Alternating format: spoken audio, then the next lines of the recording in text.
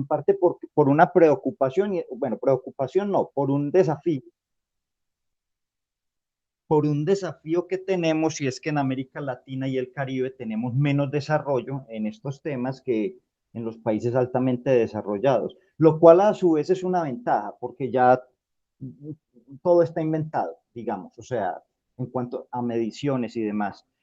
Vamos a tratar sobre métodos, resultados e interpretación de la información con base en unos estudios que pues hemos venido desarrollando en Colombia acerca del tema de las inequidades en salud. Entonces vamos a tratar de enfocar en la parte teórica y conceptual con los ejemplos directamente y con las propuestas para trabajar en otros países de la región, que la idea sería esa, la idea sería de alguna forma replicar esta información.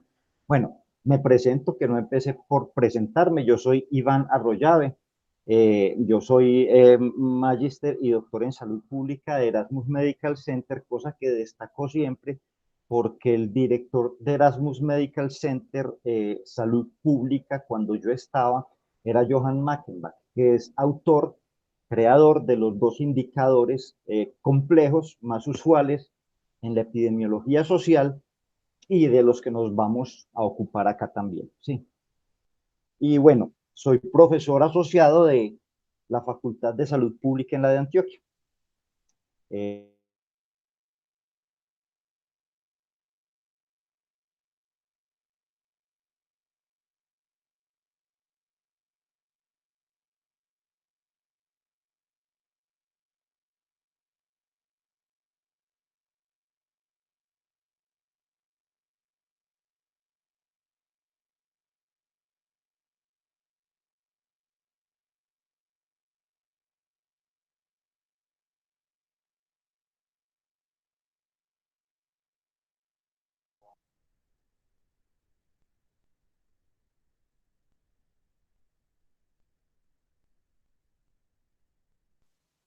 Tal parece que Google está un poquito loco hoy, entonces no sé si me están escuchando de nuevo.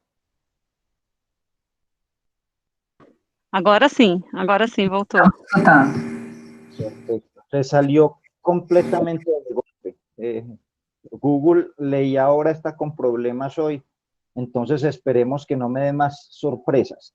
Bueno, quiero invitarlos, yo quiero enviarles a todas las personas que estuvieron aquí o de quienes ustedes tengan bases de datos, ahorita le comparto a la IS, no solo esta presentación, sino unos materiales, me parecen muy interesantes, donde están los códigos para R, para Stata y para SAS de los indicadores que vamos a mencionar acá, pero también compartirles esta plataforma, que es una plataforma abierta sobre inequidades en salud en Colombia, que trabajamos con un proyecto nacional, pero que creo que tiene una unidad en particular que nos sirve a todos, que es sobre medición en inequidades en salud. O sea, es puramente técnica, solamente la unidad 3 se refiere solo a Colombia. Las otras son muy útiles, pero esta en particular tiene una información muy importante. Yo les paso ahora este link y bueno, ahí en esa presentación está el tema de inequidades en salud. Esta presentación, aunque yo la modifiqué a partir de la original, que es de mi ex tutor, Mauricio Avendaño, que ahorita está trabajando en Global Health en King's College. Muy rápido, ¿qué es lo que vamos a ver? Lo que es la medición de la posición socioeconómica. Vamos a mirar de alguna forma sus implicaciones y el tema de los juicios de valor, que es muy importante para identificar cómo se interpretan, que es uno de los tópicos, cómo se interpretan los datos, los resultados que obtenemos. Y vamos a mirar algunas comparaciones internacionales, aunque muy focalizado en los trabajos que hemos hecho, pensando como les decía, de pronto en hacer una masa crítica para que trabajemos sobre estos temas. Todos, pues porque la idea es pues como todos empezarnos a juntar con las fortalezas de unos y las fortalezas de otros. Acabamos de pasar por una presentación de economía, entonces podemos mirar que desde el punto de vista propiamente económico, que es donde nace el concepto de inequidad, los indicadores de inequidad fueron desarrollados inicialmente para variables económicas, en particular ingresos y riqueza. Yo recomiendo mucho este libro siempre, creo, para los que estamos preocupados por inequidades, creo que es una lectura obligatoria. El libro de Thomas Piketty de 2012 se llama El Capital en el siglo XXI. Es importante como referente, y ahorita les voy a tratar de pronto otro referente que me parece mandatorio para quienes estamos trabajando estos temas en este momento. Bueno, eso en cuanto a las inequidades desde lo económico, pero entonces, ¿a qué responde el tema de las inequidades en salud? En mirar primero que todo, la distribución es más o menos inequitativa que en el pasado. Suele haber muchos análisis de tendencias, es una de las grandes, sí, de las grandes tendencias, es de lo que más se hace en epidemiología social, mirar a lo largo del tiempo cómo son las inequidades, comparar por qué unos países o unas regiones dentro de un país tienen mejores condiciones y evaluar, y esto es muy importante, las políticas públicas en función de si han reducido la inequidad, que ahora les doy un ejemplo sobre el cual hemos venido trabajando mucho en Colombia y que creo que es el mismo para muchos países, porque ahora la cobertura universal es un modelo explicativo de los sistemas de salud que tiene mucha fuerza. Bueno, entonces, subyacente, vamos a hacer de pronto algunas diapositivas rápido porque no me puedo quedar, pero quedan para ustedes, sí, pero de pronto me paso algunas cosas rápido. Entonces, bueno, subyacente a la inequidad está el tema de bienestar social, y eso ya implica una postura ética. Eh, Habría que mirar pues que en materia de salud el problema de la inequidad es más complejo que en economía, porque vamos a comparar la diferencia entre un estrato socioeconómico y unas condiciones de salud. En tal sentido, bueno, no, perdón, la medición de la inequidad tiene vertientes, incluso en economía. Hugh Dalton plantea que las medidas de inequidad tienen un tema de preocupación por la justicia, sobre eso vamos a ahondar. Mientras que nuestro famoso Conrado Gini, que fue el que elaboró el índice de Gini tan célebre, sobre el cual Thomas Piketty, al que mencioné ahorita, no presenta muchas objeciones porque simplifica demasiado. Dice que las medidas de inequidad son simplemente una descripción de unos hechos. ¿Sí? Sobre este punto yo quiero presentar, digamos, una especie de modelo sobre cómo se puede abordar el estudio de las disparidades o desigualdades en salud, digamos, desde varias dimensiones. Este es un modelo que es de mi empleo personal, que comparto, que trabajo con mis estudiantes, pero que no pretende reemplazar el modelo de determinantes de la Organización Mundial de la Salud, ni ninguno de sus predecesores, Margaret Whitehead, eh, se me olvida, Dideriksen. O sea, no pretendemos reemplazar esto, sino que esto es muy instrumental, muy como para nosotros, ¿sí? Lo que planteamos aquí en esta visión, porque sobre esto vamos a hacer la charla, es que existen mediciones de inequidades al nivel individual o ecológico.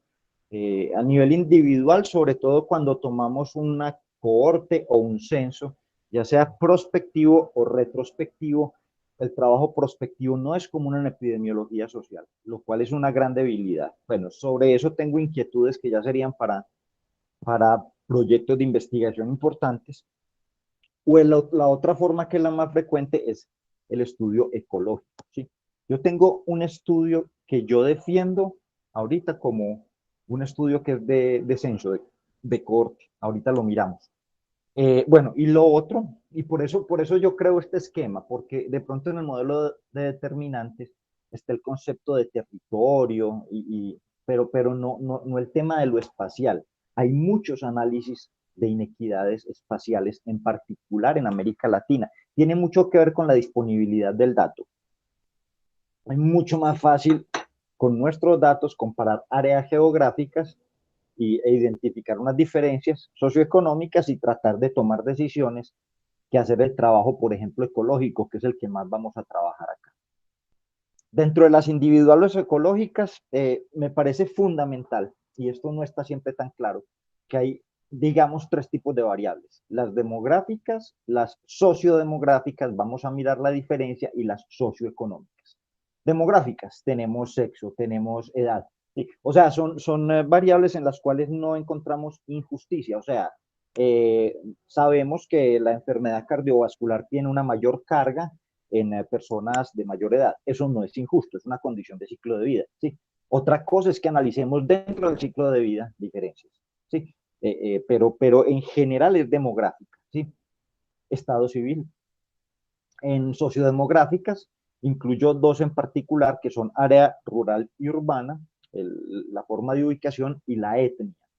Hay más, pero estas dos en particular, mire que son variables por definición demográficas, pero que nos dan información de lo socioeconómico.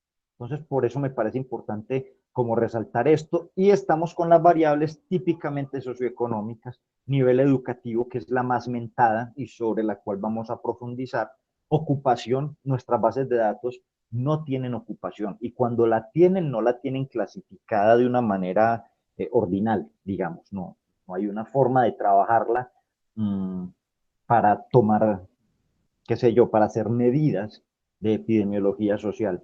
Está el tema de los ingresos, una maravillosa variable, tampoco fácil de encontrar.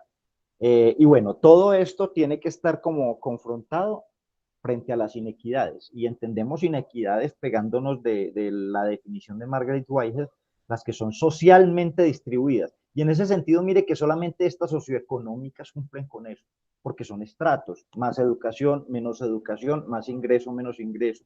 Pero difícilmente uno puede decir más estado civil o menos estado civil. Sí, por ejemplo, son diferentes estados civiles que no son socialmente distribuidos, sino que son simplemente diferente medida.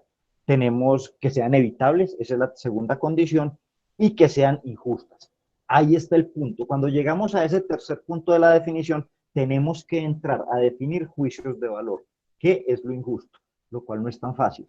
Ahora con el profesor Pedro Paulo, pues mirábamos la idea también de lo que es justo y de lo que deberíamos abordar como sociedad, pero es una postura, ¿sí? Y hay otras posturas igualmente válidas y que hay que tener en cuenta, incluso, digámoslo, el publicar. Estas inequidades obviamente se relacionan mucho más con lo que es lo socioeconómico, pero también hay inequidades espaciales que se pueden juzgar socialmente distribuidas, aunque sean, digamos, espacialmente distribuidas mejor, evitables e injustas, porque lo son, ¿sí? Eh, una diferencia territorial eh, relacionada más con la riqueza o con el aislamiento geográfico termina siendo injusta, aunque no esté técnicamente lo que uno diría socialmente distribuida, porque no son estratos de población con diferente nivel socioeconómico.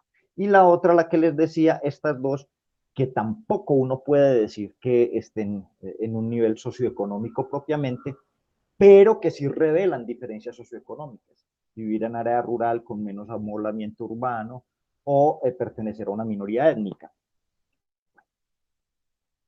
Por ejemplo, entonces vamos a dar algunos ejemplos más o menos rápidos de algunas de las medidas que veíamos ahorita. De hecho, esta pertenece a un trabajo que hicimos nosotros, este es de mis trabajos, digamos, que tiene que ver con la tasa de mortalidad infantil en Colombia. Pero la idea era como hacer la asociación. Esto fue un trabajo econométrico, fue pues quien lo desarrolló fue un econometrista. Eh, pues por idea mía, porque uno también tiene que saber meterse en eso como epidemiólogo social. Ya que hablamos con el profe Pedro Paulo, o que lo escuchamos hace un rato, a veces cuesta darse cuenta el gran enlace que existe entre la econometría y la epidemiología social, o en general la salud pública. Y algunas veces uno va a encuentros de economistas y se quedan un poco sorprendidos cuando se habla de inequidad en salud, porque, wow, o sea, es tan cercano a lo que hacemos nosotros. Y esto, por ejemplo, que es econometría, uno la mira y ve, wow, hay tanto que aprender de ahí. Eso sí, tenemos que saber que la forma en que abordamos el problema es distinto, y sobre todo que a los epidemiólogos no nos gusta demasiado, y es algo que tenemos que tener en cuenta cuando vamos a ver trabajos de econometristas. No nos gusta demasiado la percepción o la idea que tienen los economistas de lo que es la causalidad.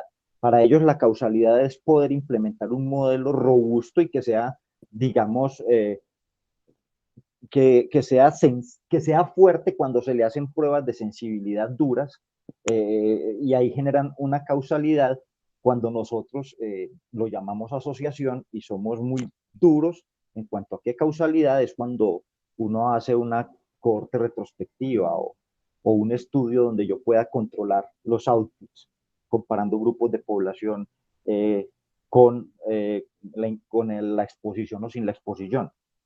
En fin. Bueno, este trabajo tuvo resultados muy interesantes, por cierto.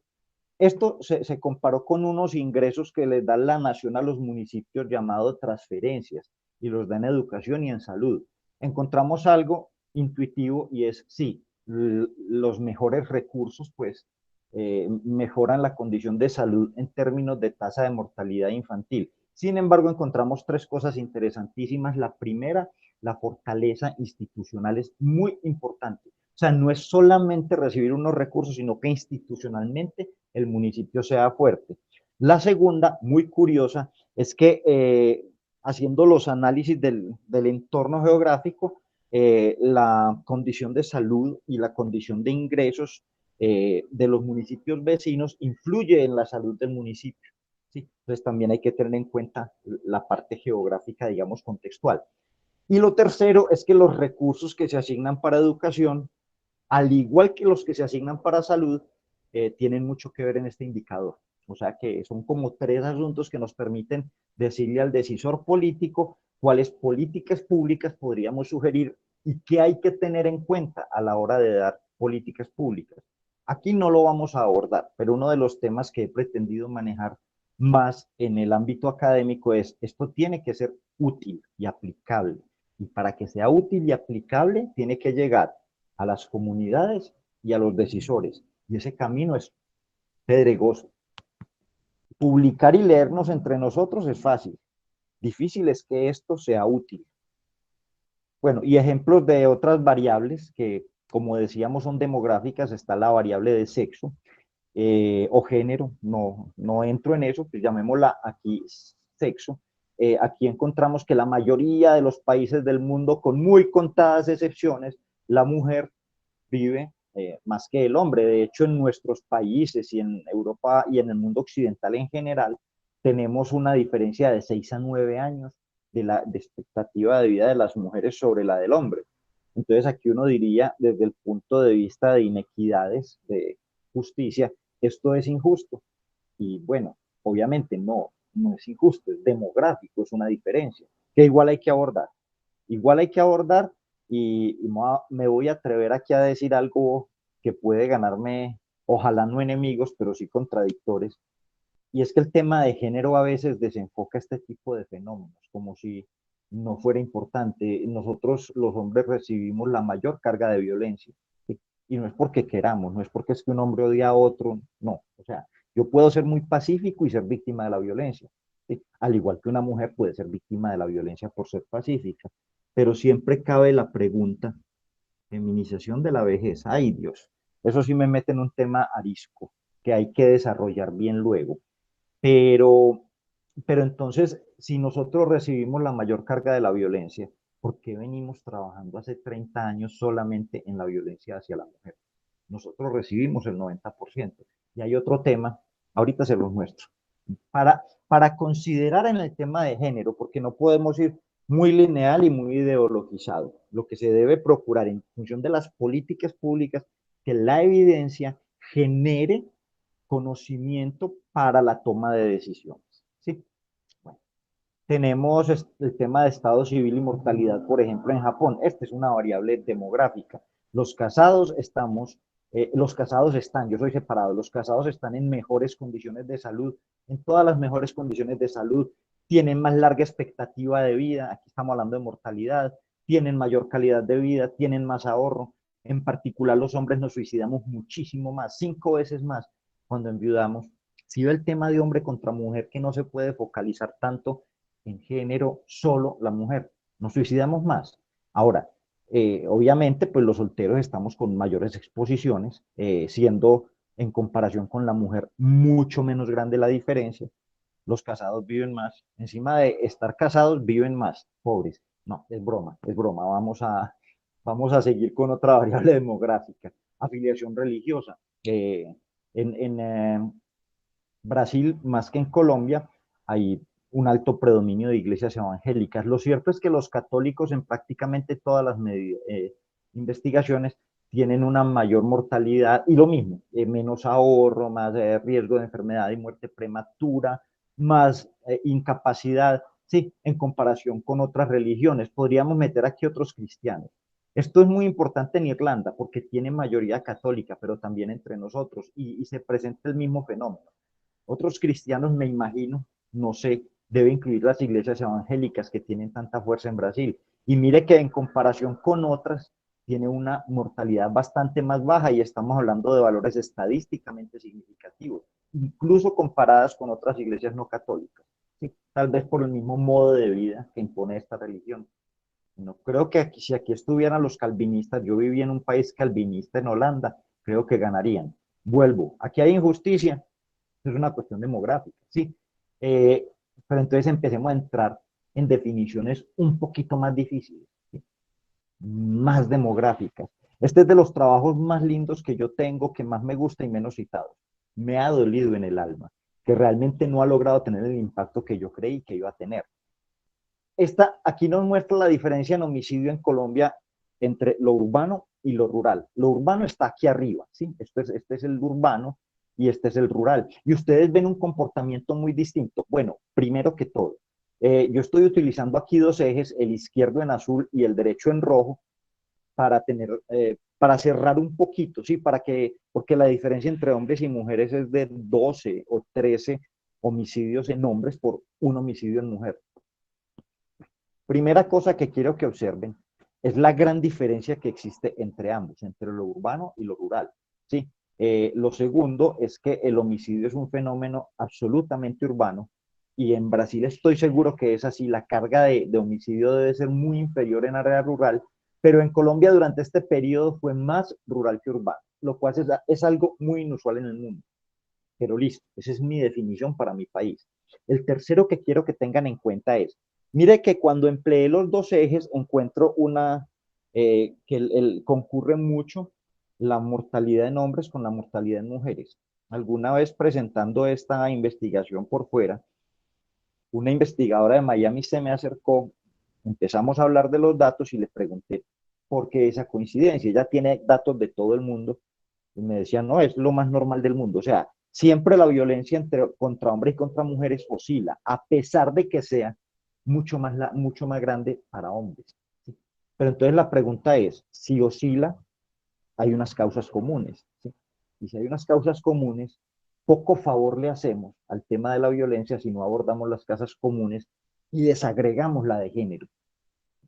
O sea, si realmente esas políticas de género sirven, en los 20 últimos años, por ejemplo, en Colombia, o 30, 40 años en los países desarrollados, encontraríamos una divergencia en la cual los hombres seguimos sometidos a una gran carga de violencia y la mujer está sometida a una carga menor.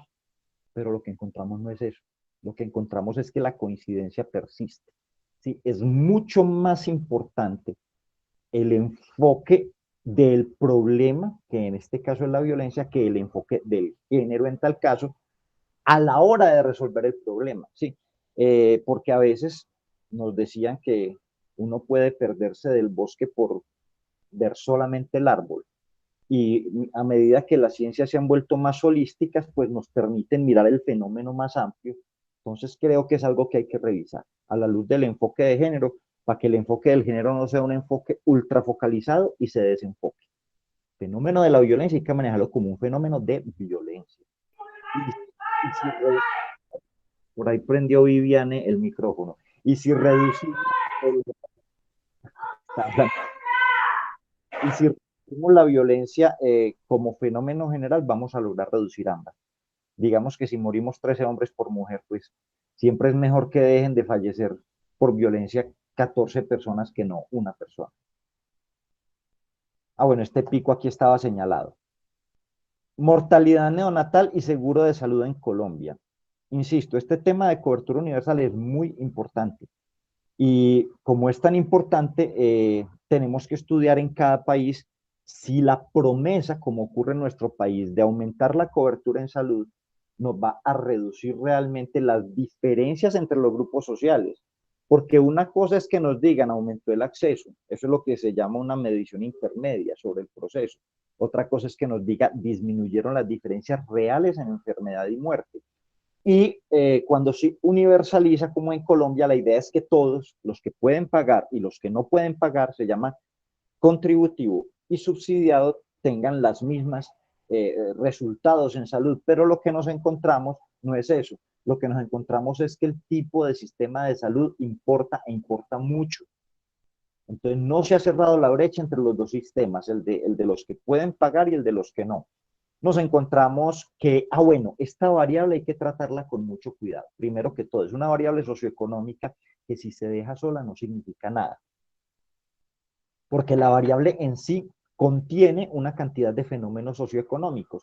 Entonces los modelos deben ser ajustados por variables socioeconómicas, ojalá muchas, normalmente no hay tantas, sociodemográficas, aprovechar todas las que tengamos, y demográficas, que también nos sirven. ¿Sí? Aquí yo destaco estas tres. La educación de la madre es socioeconómica puramente de acuerdo a lo que vimos y nos ayuda mucho a ajustar la variable de inequidad, sí, de inequidad por tipo de aseguramiento. ¿Sí? El área de residencia también es sociodemográfica, pues tiene una carga social, a pesar de que es demográfica, muy alta. Por ejemplo, el acceso a servicios de salud está muy condicionado por vivir en área rural y también la pobreza y también el amoblamiento urbano y también los medios de comunicación. Entonces acaba siendo una variable demográfica con un gran peso socioeconómico. Entonces yo aquí en este modelo me quedo tranquilo.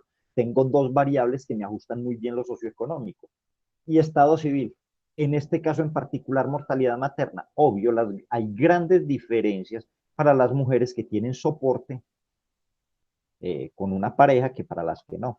Igual, enorme la diferencia de acuerdo al nivel educativo y el área urbana pues tiene menor riesgo que el área rural de mortalidad. Hasta ahí todo parece muy intuitivo, ¿sí? De hecho, la edad materna, bueno, no es tan intuitivo, la edad materna en las más jovencitas resulta que es la que tiene menos riesgo, en adolescentes, es curioso, pero eso lo quiero desarrollar yo. Aquí estamos juntando bases de datos de mortalidad y de recién nacidos, pero creo que la base de recién nacidos con un modelo lo bastante fino me puede develar esto y algo que les voy a mostrar más adelante. No he hecho los cálculos, los tengo que hacer el próximo año. El tema de sexo, ¿por qué los hombres tenemos más mortalidad? Entonces, la explicación obvia, el machismo, el rol de género, sí, pero miremos este cuadro. Son recién nacidos, tienen menos de 28 días. Aquí hay una cuestión de rol de género. Hay una diferencia inmanente que no hemos sabido explicar todavía, que no podemos simplemente explicar por una cuestión insisto, de rol de género. O sea, los hombres no se nos puede descuidar esto, porque esto también es un problema de género y no necesariamente de rol de género. Está el tema bueno, estas tres ya se las había mostrado que son muy importantes, pero miren esta que es demasiado curioso, o sea, aumenta la mortalidad por que el parto sea por cesárea. Esto es una cosa que nos puede dejar realmente así. Esto tuvimos que evaluarlo luego, porque nos encontramos ese hallazgo y nos encontramos primero que todo, sí, en efecto, cuando hacemos una regresión ya binomial, nos encontramos que el régimen contributivo como referencia tiene menos riesgo de mortalidad comparado con el subsidiado y con el asegurado. Perdón, tiene más riesgo de mortalidad. Más riesgo de mortalidad los que tienen mejores condiciones de seguro e inmanentemente sociales. ¿Por qué? Pues miremos esto. Esto es intuitivo, luego nosotros lo modelamos, pero esto es muy intuitivo. Miren, aquí está el tema del crecimiento de las cesáreas en Colombia y en el mundo, porque he leído que Barros, un investigador brasileño, también ha encontrado mucho de esto. Y mire cómo crece el régimen subsidiado, que es al que se le aportan recursos. Aquí es muy largo hablar de esto, pero es curioso que por la epidemia de cesáreas, como la llamó un exministro colombiano, estemos sometiendo a más riesgo a los hijos de madres que tienen mejor seguro de salud. O sea, casi que estamos, o sea, la diferencia en mortalidad incluso sería mayor entre los que tienen diferente régimen de seguro. Es menor, o sea, la diferencia se cerró, pero en inequidades, nosotros, perdón, en inequidades en salud, nosotros no queremos que las diferencias se cierren porque hay más mortalidad entre los que tienen mejor condición, sino porque haya menos mortalidad en los que tienen peor condición. O sea que estamos haciendo un doble daño por esto. ¿Sí? No es la idea de reducir la inequidad así.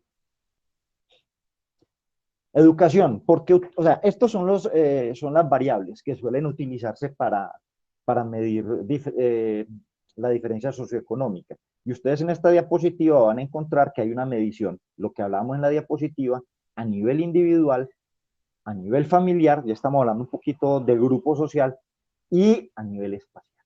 Y el nivel espacial es el que más se desarrolla en América Latina y como le digo a mis compañeros yo, el que menos desarrollo yo, tal vez porque me formé en un país muy pequeño, que las diferencias espaciales no son obvias, allí trabajan sobre todo el estrato socioeconómico, ¿sí? Entonces, sí, no, para mí es muy difícil, yo no sé hacer un análisis multinivel, pero sí sé quién lo sabe. Entonces es cuestión como de apoyarse y de que los muchos conocedores de la modelación espacial y los que estamos empezando a trabajar en la modelación por estrato socioeconómico, hagamos convergencia. Entonces, son tres dimensiones, como les mostraba en la otra diapositiva, y son varias variables, la de educación, la de la ocupación, la del ingreso y esta de riqueza que preferí sacarla. Es compleja. Una cosa que no dije ahorita, los indicadores de posición socioeconómica suelen ser simples o complejos.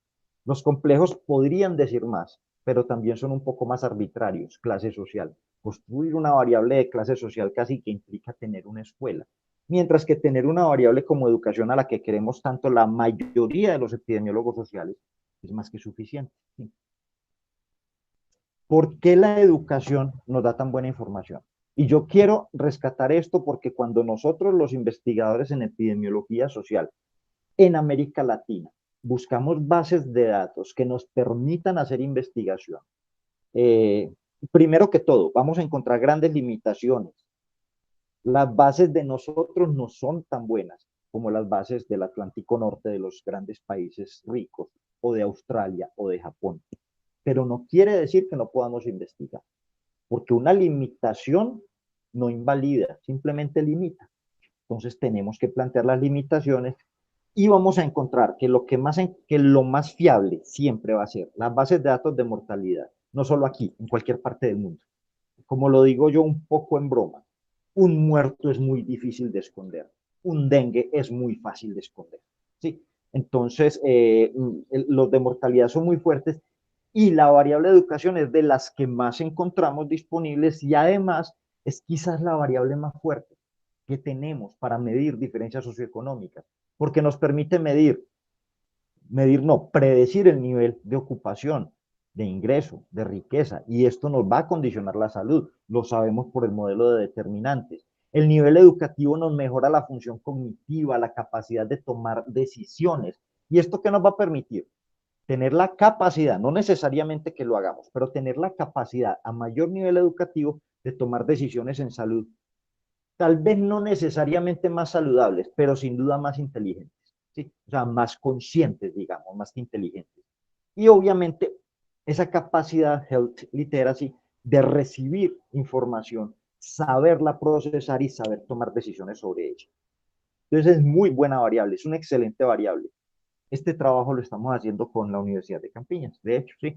Lo acabamos de presentar a una muy buena revista, estamos haciendo mucha fuerza que nos pase. Aquí hay muchos datos que son intuitivos, pero igual los quería mostrar.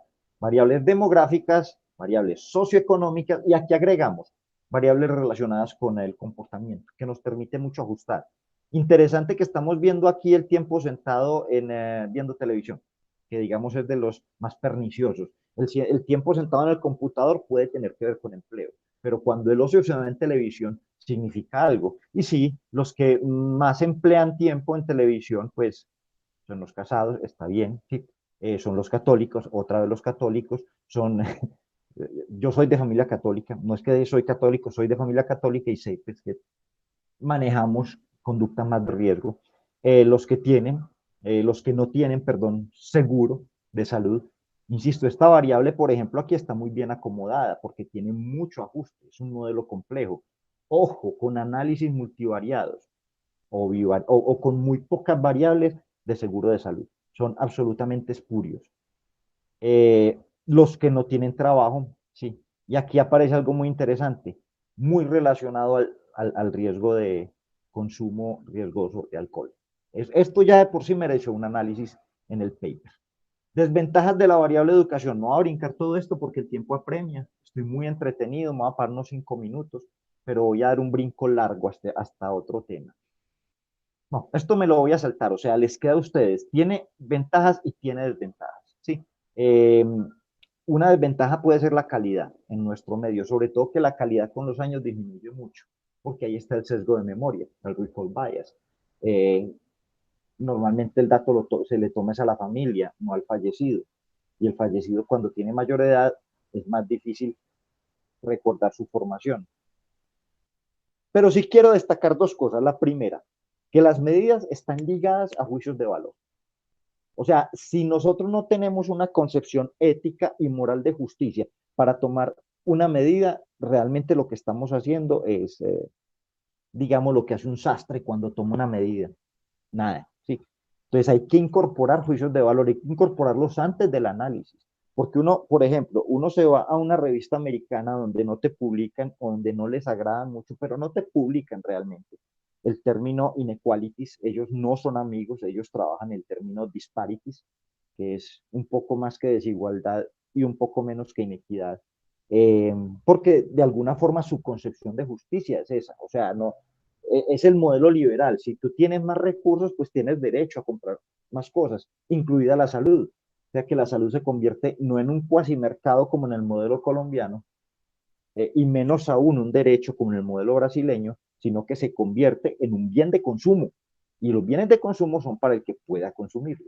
Entonces, pues no tienes dinero, no tienes educación, obvio, no tienes tanta salud. Vamos a medir esas diferencias para tratar de intervenirlas, pero sin darle un carácter de injusticia, ¿sí? O sea, lo de la injusticia no es un tema teórico, es un tema absolutamente aplicado. Eso lo tenemos que tratar, pero eh, ojalá en el próximo módulo, está muy interesante. Aquí tengo algunos estudiantes de un doctorado con el cual estoy trabajando clase. Entonces es importante tomar decisiones sobre qué consideraciones voy a tomar yo para juzgar que la salud es inequitativa. Y no vamos a alcanzar a ver muchos. No es solamente la posición de justicia, es sobre quién vamos a intervenir. ¿Sí? ¿Vamos a intervenir sobre el grupo inferior o vamos a intervenir también sobre el grupo más grande o vamos a intervenir sobre todo? Digo el grupo más grande porque la clase media ha crecido, independiente de que las medidas son manipuladas porque lo son. La clase media ha crecido, sí. Entonces uno mide unas grandes inequidades, pero se encuentra que la clase media contribuye mucho a esas inequidades, y el hecho de que la clase alta cada vez se está distanciando más, la pirámide se está volviendo muy alargada. Entonces uno puede decir, bueno, vamos a intervenir sobre la más pobre, o vamos a intervenir sobre todos los grupos, o vamos a intervenir sobre el grupo más grande. O sea, el juicio de valor no es solamente una postura liberal y de bienestar, sino que es una postura frente a todo lo que queremos investigar. ¿Sí? Eh, Todas las medidas cuantifican una inequidad, pero lo hacen distinto porque abordan diferentes temas de fondo. Muy rápido, tenemos a un Karl Marx, nos habla del ser humano como un ser social, y en el cual está la cooperación social. Pero también tenemos la posición de Margaret Thatcher, no hay tal cosa como la sociedad. Las personas deben ver por sí mismos sobre todo. Puro liberalismo tipo Adam Smith, sí. John Rawls, ya hablando no de políticos sino de teóricos, John Rawls nos plantea en su teoría de la justicia un libro clave de la justicia. Yo digo que no todos tenemos que leer, pero que sí tenemos que conocer hoy por hoy. Él nos plantea una vinculación muy fuerte entre la institucionalidad y la justicia. Creemos unas instituciones justas a partir de un punto de vista neutro.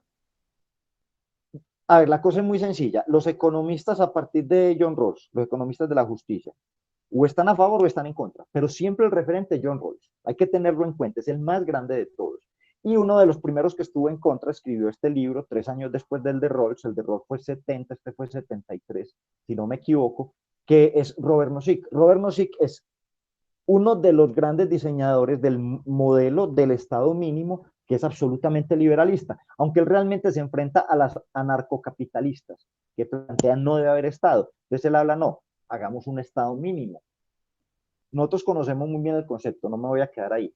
Y Amartya Sen, este sí me parece, este libro sí creo yo que al igual que el de Thomas Piketty es lectura obligatoria. O sea, además de que los epidemiólogos sociales tenemos que leer de epidemiología social, tenemos que leer a los grandes autores que nos competen y las guías de la Organización Mundial de la Salud, tenemos que tener pilares importantes teóricos, porque el que de pronto no conoce la teoría no sabe de lo que está hablando. Uno no puede caer en el matematicismo de creer que una medida nos revela algo, y menos en epidemiología social. Una cifra nos revela mucho, pero una cifra no nos revela lo que eso significa.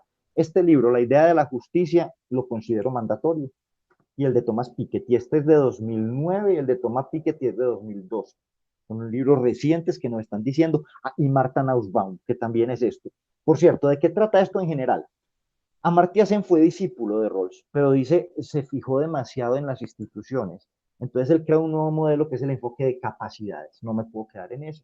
Pero si nosotros nos enfocamos allí, por ejemplo, eh, aquella investigación que les digo, espacial que les mostré, el econometrista se basó mucho en esto. Esa era su postura ética, el enfoque de capacidades. Y sobre eso trabajamos el paper. ¿Sí? Bueno, esto me lo voy a saltar porque creo que hay algo que nos interesa especialmente a todos y va a ser una comparación muy interesante en inequidades absolutas y relativas, pero el tiempo apremia, les queda, es importante. ¿Será que me demoro mucho en llegar? Muy rápido, muy rápido esto último. Y vamos a hablar del índice relativo de inequidad. Yo sé que es muy importante porque es un indicador que nos muestra, es una medida resumen, que nos muestra la diferencia entre los grupos más altos y más bajos, pero de una manera condensada. ¿Cómo se calcula el índice relativo de inequidad? Mire, tenemos un eje X que es la proporción de la población, que es muy importante. Cuando calculamos ratios, no nos importa el tamaño de la población. Nosotros decimos comparación entre nivel educativo primario y terciario, comparación entre nivel secundario y terciario, pero no nos importa, pues no lo podemos medir, cuál es la dimensión de cada grupo. Este sistema lo que nos permite es incorporar la proporción de la población en la medida para que sea una medida más robusta y sea solo una. Alguna vez escuchaba hablando de esto a un episocial argentino y decía, es como tener un ratio condensado. No es exacto, pero sí. Sí, porque nos permite tener un solo indicador, lo cual permite tomar mejores decisiones. Tasa de mortalidad aquí, proporción de la población aquí y diferentes estratos socioeconómicos. Por ejemplo, nivel educativo, primario, secundario, terciario. O sea, estamos con el nivel educativo que tiene normalmente mayor inequidad al lado izquierdo, pues izquierdo mío, al lado, no, sí, al lado izquierdo, que es el de educación primaria, que es el estrato socioeconómico más bajo, y educación terciaria el más alto. ¿Qué vamos a hacer con estos tres grupos? ¿Sí? Vamos a medir un punto medio de la distribución con respecto al tamaño poblacional. Sí, lo llaman Reddit, pero eso no va al caso. Este es el nivel medio en la educación primaria, este es el de la educación secundaria, este es el de la educación terciaria, y asumimos una distribución lineal de los casos, como si todos los casos estuvieran comportando lineal. Aquí yo puse los punticos muy junticos, pero no siempre son así, a veces están más disparatados. Pero aquí, supongamos, la regresión lineal prácticamente pasa por los 3 puntos, es lo que se procura, de todas formas, por mínimos cuadrados. ¿Y qué hacemos con esta regresión lineal? Identificamos el intercepto. Y este intercepto es el punto más alto. Aquí hay una persona, hipotéticamente, hay un individuo hipotéticamente que es el que tiene la tasa de mortalidad más alta por estar en la peor situación socioeconómica. El individuo puede no existir, pero nos basamos en ese individuo hipotético. Aquí estamos hablando de una tasa de 105. ¿Sí? Y hay uno que está aquí en el nivel inferior. Pero lo que nosotros vamos a utilizar como referencia es, perdón, esto ya está graficado aquí, el punto medio de la distribución. porque ese nos va a permitir calcular el índice relativo de desigualdad. ¿Cómo? Calculando el alfa, que ya lo vimos aquí, ¿sí?, sobre este beta. Entonces nos dice, el índice relativo de desigualdad en este caso es 105, el alfa y el beta lo calculamos es 65. ¿Qué decimos? Índice relativo 105 sobre 105 menos 65, 2.6. Ahora, ¿qué significa? Significa que los que están en la parte más baja de la distribución socioeconómica, o sea, los que tienen una carga más alta de enfermedad, tienen 2.6 veces más riesgo que los que están en la parte más baja. ¿Qué es la pendiente de la desigualdad? Es una medida de esta trayectoria y es llegar y tomar a la persona hipotéticamente con peor condición de salud y a la persona hipotéticamente con mejor condición de salud y decir cuál es la diferencia absoluta. O sea, ya este es en términos de tasas entre este y este. ¿Sí? Voy a presentar una diapositiva aunque ya no tenga el tiempo, pero me parece que es importante. Además del índice relativo de desigualdad, hicimos, por ejemplo, en Colombia la pendiente de desigualdad. Entonces, ¿cuál enfermedad o cuáles causas de muerte, perdón, nos produce una diferencia más larga? ¿Sí? Una diferencia mayor que nos explique la diferencia total. Por cierto, este gráfico me lo inventé yo y le gustó mucho a Mackenbach. Yo me puse todo orgulloso. Este es homicidio. Homicidio tiene una contribución enorme a la inequidad de nombre, enorme. Y por aquí está en cánceres.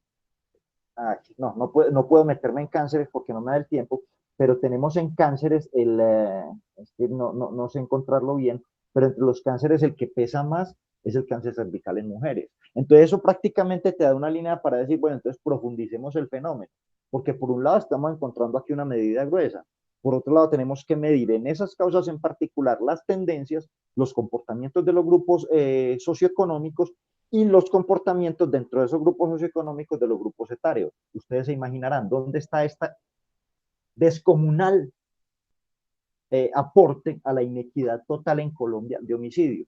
Entonces uno ya trabajando encuentra que está en varones con poco nivel educativo y ya sí creo que toca dejar 10 minuticos para las intervenciones y las preguntas que haya. Estoy muy agradecido y espero que este documento, como les queda, sea de mucha utilidad.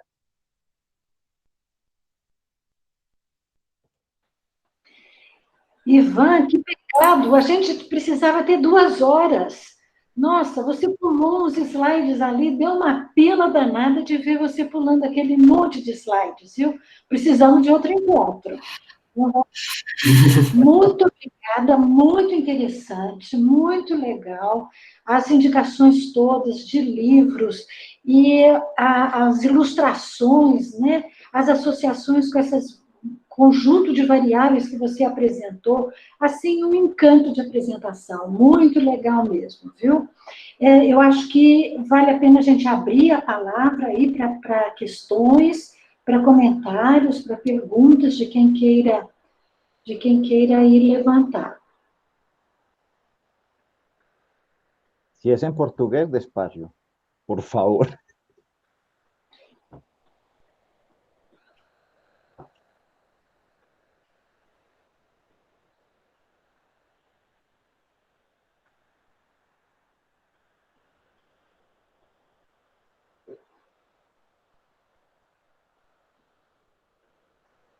Eu tenho a impressão que isso as pessoas, né, esse tipo de reunião. Margarete, acho que vai. Iván, me gusta bastante también. Só sei falar isso em espanhol. E parabéns, gostei bastante também, sempre muito, muito interessante as suas apresentações, concordo com a professora Marilisa. Não sei se você está me entendendo. Muy bien. Ok, obrigada. E assim, eu fico pensando, né, que esse trabalho com esses índices que você faz, com esses cálculos, que talvez remotamente ou presencialmente, mais para frente, né, que você venha nos ajudar na construção desses índices, talvez aulas, né, para a gente entender melhor a elaboração, os cálculos, porque são trabalhos tão interessantes para a gente aprender e, quem sabe, continuar aí a parceria, né? Mas muito interessante também, gostei bastante também da sua fala, da sua palestra, e espero que tenha mais, sempre, como a Marilisa disse, né, com tempo maior, mas também na questão de aulas, né, da gente aprender um pouco também a elaboração, a construção desses índices. Mas isso, acho que com o tempo, nós vamos continuando nossa parceria, né? Muito obrigada, Ivan. Mais uma vez, agradecemos bastante sua participação e espero que a nossa parceria se firme sempre, que continue. Obrigada. Yo también. Y hay que trabajar más juntos en esto para que avancemos. Porque bueno, hay que aclarar que con Margaret y Marilisa ya tenemos un trabajo que hemos venido avanzando y esperemos que siga haciendo e integrar más países, universidades con trabajo común. Perdón que alguien interrumpa. Não, eu queria falar também que a Margarete, faço as minhas palavras da Margarete, porque a nossa parceria eu acho que só rende frutos bons, né, é muito, muito interessante. E semana passada eu e o Edg ficamos quebrando cabeça com o índice de concentração, né, Edg? A gente ficou com uma planilha de Excel montando, e eu vendo aqui hoje a apresentação do Ivan, falei, gente, a gente tem que, até mais parceria até, né, porque a gente pode estar aprendendo junto, mas a gente pode conversar depois. Muito bom, muito obrigada, como sempre, Ivan. Gracias, Camila. Muito obrigada. Eu acho que o Ivan sempre nos provoca como pesquisadores, assim, ele tem essa capacidade com a fala dele de trazer um monte de provocação, de fazer a gente pensar sobre a nossa prática de pesquisa, então é sempre muito importante ter momentos em que a gente se sente chacoalhado para modificar a nossa prática, né, então isso é muito importante. Você trouxe conceitos importantes, mas também perguntas, né, às vezes a gente acha alguma associação que não necessariamente a gente consegue entender como intuitiva ou como óbvia, e aí você foca nelas, né, e vamos pensar sobre elas, o que pode estar explicando isso, então é sempre muito provocativo te ouvir, muito bom. Me encanta eso, la idea es provocarnos para investigar todos juntos. Una cosa que quiero reiterar, la idea es enviarles, porque sé que hay un interés, al menos de una doctoranda, y creo que sería muy bueno extendernos. Voy a compartirles un par de documentos donde están los códigos en SAS, en Stata y en R de estos indicadores, porque estos códigos no son fáciles de sentarse a escribirlos. Esto no es escribir una tasa ajustada. De hecho, yo digo, yo soy usuario de SAS. Los que saben SAS son los matemáticos y los estadísticos, pero uno encuentra los códigos de lo que necesita para medidas complejas, las encuentra en los foros y las aplica, ¿sí? Y uno aplicándolas las entiende mucho. A medida que uno empieza a correr los pasos, uno se empieza a incorporar la idea. Entonces, por eso quiero compartirle los códigos para que de pronto cada cual en sus trabajos tome datos y empiece a jugar. Y si encontramos cosas interesantes, trabajamos.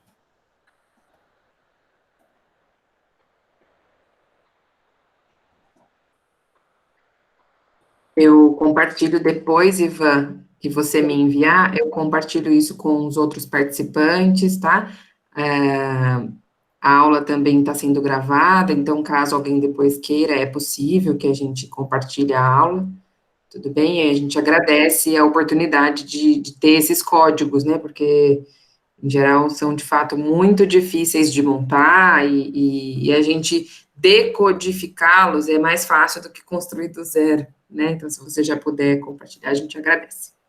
Gracias, Laís. Y bueno, para cuando se nos dé la ocasión, seguimos trabajando.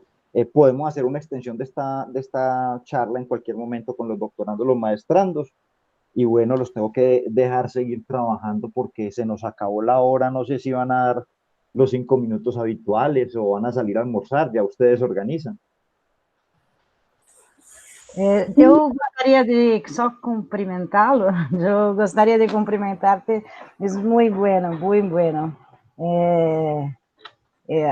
é muito rico para nós e para nossos alunos poder estar mais próximo de outros horários, outros vertentes que contribuem com esta análise das desigualdades. E para nós, Marilisa, agradeço muito a oportunidade de estar. Eu não conhecia, mas já tinha ouvido muito bem desta parceria. E eu tenho e meus alunos também muitas dificuldades, não? Às vezes olhamos para isto e falamos, é isto que queria ser, mas como construir um caminho de pesquisa, um adensamento de nosso grupo, é fundamental para aperfeiçoar nossos métodos, para que possamos trazer o Brasil e a riqueza de nosso sistema de saúde é muito rico e muito complexo em las análises para compreender o efeito do mercado. Hoje é muito grave, interfere tanto na melhoria do acesso como em piores indicadores e processos, como você traz a questão da cesariana, por exemplo, né, que é paradoxal.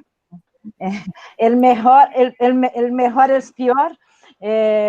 Então, poder construir esta visibilidade com melhor adensamento dos métodos, neste momento, creio que avançar para o índice de inequality e compreender para nossas pesquisas, nossos instrumentos, será fundamental. Me coloco à disposição, parabenizo Marilisa e todo o grupo, agradeço Moisés, Chester, perdoe pelo meu portunhol, sou craque em portunhol.